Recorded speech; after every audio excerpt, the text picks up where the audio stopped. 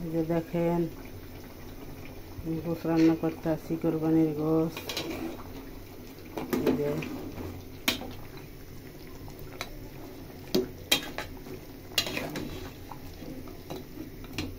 আমার বড় ছেলে আইছে দেশে গুনে, তাই তার জন্য গোশ রান্না করতে আসি।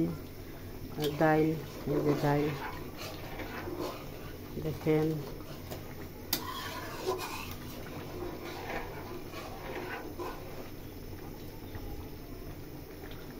আমি কোরবানির দিন রান্না করছি গোশ, এই গোশ কাল শেষ হয়েছে।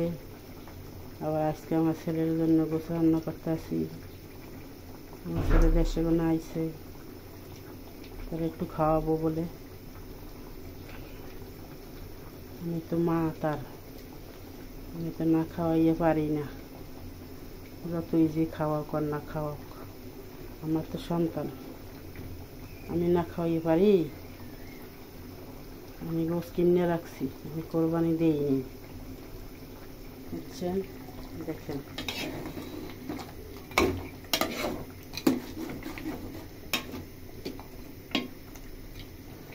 ডাল রান্না করছি, আর গোশ আর আলু ভর্তা বানাতে পারি।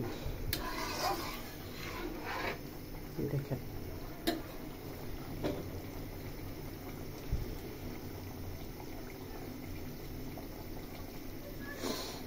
ভালো হলে একটা লাইক দিয়েন, সাপোর্ট করেন, পাশে থাকেন।